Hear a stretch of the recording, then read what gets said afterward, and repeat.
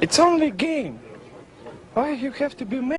What is up, heroes of Dominion? My name is Charlie. This is Hero War Central, and in today's video, I want to talk a little bit about Thea and her upcoming event here on Hero Wars Mobile, Solar Sanctuary. Now, if this is your first time joining me, I like to do educational videos for Hero Wars and Hero Wars Mobile. I like to be considered, your source for all things Hero Wars and Hero Wars Mobile. So I thought that it might be a fun idea to do a video about Thea and what I consider to be an interesting combo, an unused, not popular combo with Jhu, considering that I've only done one video on Thea ever. If you don't count the the healer tier list videos and random Teamfight Tuesday videos that I might have included Thea, I've really only done one video focusing on her, and she's actually pretty good. She gets a bad rep as the first healer that you start off with, and a lot of people consider her to be very weak. But I think that she ends up being pretty effective long term. In fact, I think a lot of high-end players would agree with me there. But it does take some time and it does take some investment. And by the time you start considering investing in your healer, usually you've gotten 2 or 3 other healers and possibly some healers that other players would tell you to consider leveling instead. But a little bit more information about the event. It is January 15th through the 18th. It will start here in about 8 hours from the publishing of this video, roughly 8 hours from now, at, I believe, 2 a.m. UTC, 0200 UTC.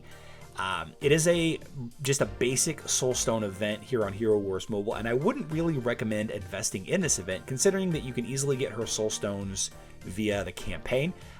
It will certainly speed up your star evolution level of Thea if you do, spend a little bit of time and resources on this event. But considering that she's one of the easier Soulstones, easier hero Soulstones to get access to, maybe not necessarily easy to get, but to get access to, then, here are some of the tasks. You want to spend energy, you want to spend emeralds, you want to log in every day, and you want to buy emeralds during this 3-day event. And the total rewards that you can get, 638 Thea Soulstones and 5,000 emeralds for that 4th task. All right, so let's talk a little bit about Thea. Now, before we get too far into this part of the video, I do want to mention that I have done a Thea tier list video where I discuss a lot of this information that I'm about to cover now, and I'm not going to cover all of it again, but if you are curious how I feel about Thea and the rest of her kit, her skins, her artifacts, her glyphs, all of that, check out the video. I put it in a contact card at the top right-hand corner just a second ago, and it'll also be at the end of this video, as well as that healer tier list video that I mentioned earlier. So Thea has 4 fantastic skills. Her ultimate is an area of effect heal, which is on par with some of the other heroes in the game. Very good team heal. Her green ability is a single target heal. Again, this is on par with other healer heroes in the game. Alliteration gets me every time, guys. Apologize for that.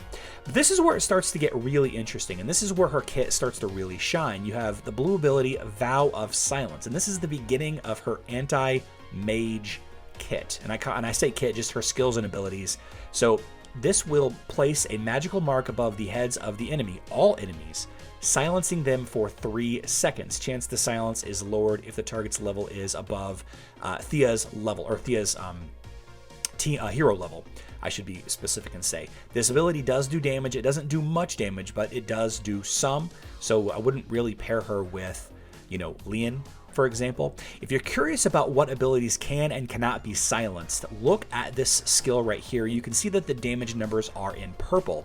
Any ability, any hero that has an ability whose damage numbers are purple, or any ability that's based on magic attack, for the most part, there are some exceptions, will be stopped with Vow of Silence. This does not make the ability miss. Whatever hero gets silenced will still use their ability just after the silence ends, after this 3-second window ends. So you're delaying abilities. You're not canceling abilities. Contrast that with the blind. Blind forces physical attacks to miss. It does not delay physical attacks. Silence will delay a magic attack. It doesn't cause the magic attack to miss. Hope we're on the same page there. So fantastic at dealing with mage teams, Orion, Dorian, Helios teams, Twins teams, Satori teams, highly defensive teams that use 2 to 3 healers, teams that use magical tanks like Astaroth and Aurora. This is a good ability. This is a really good ability. But the reason why I wanted to make this video and the combo nature with Jhu is this violet ability right here, Second Wind.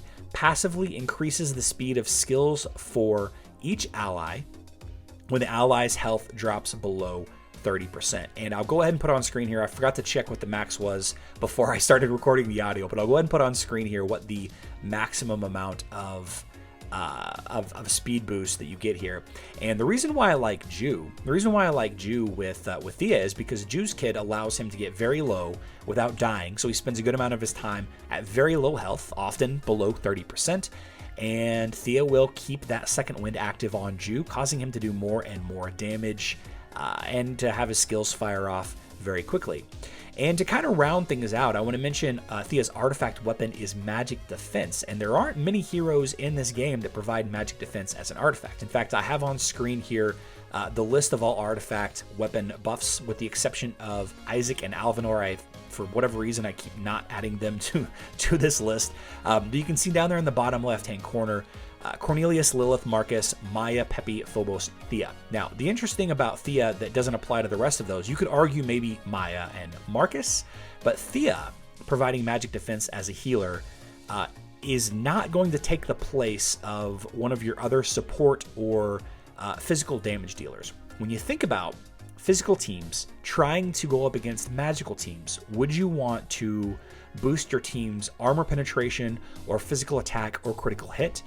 Or would you prefer to buff their magic defense? Well, if you're an offensive-oriented player, then you're going to want to buff those offensive stats, the physical attack, the armor penetration, the critical hit. You want to buff those stats.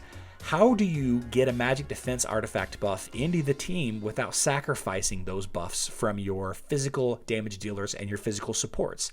Use it on a healer. So you could use Marcus or Maya in this same situation, but neither Marcus nor Maya have the area of effect silence ability like Thea has.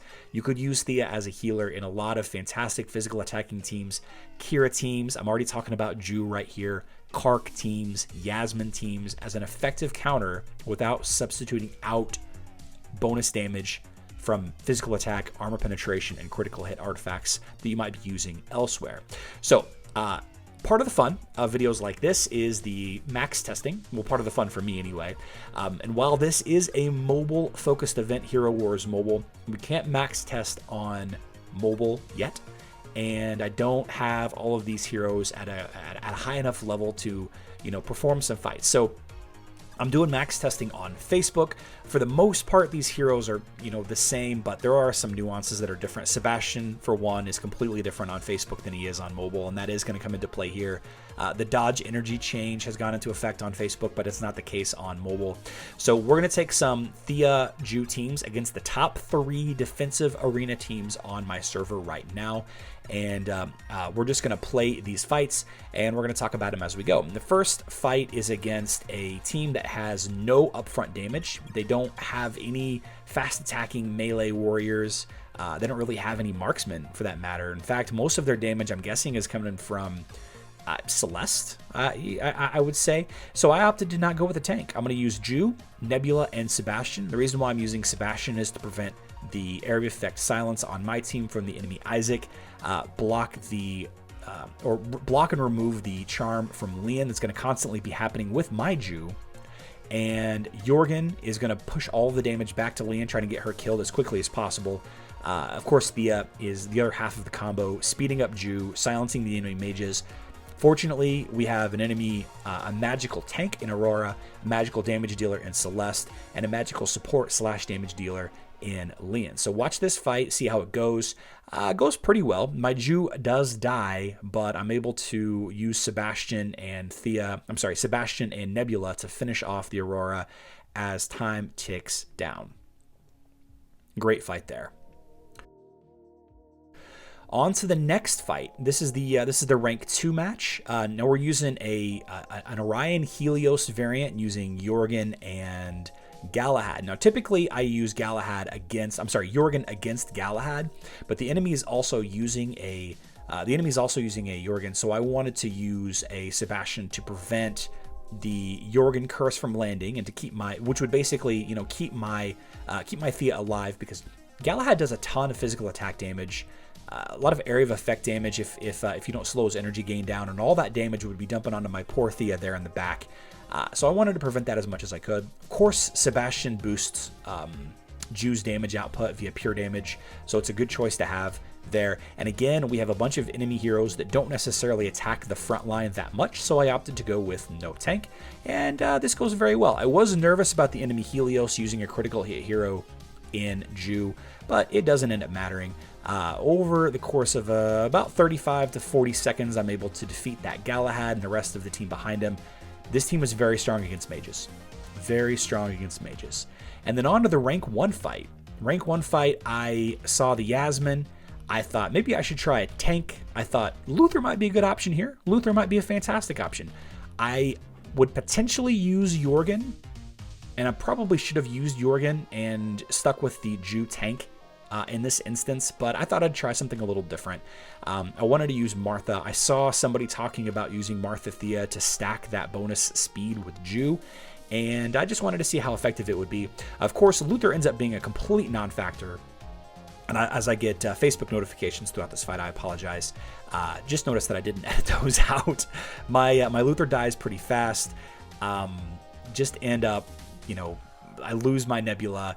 Jhu ends up tanking between the heals and the speed buffs of Thea and Martha. I'm able to take out Yasmin and then finally Galahad. So I hope you enjoyed these 3 fights using the Thea-Jhu combo.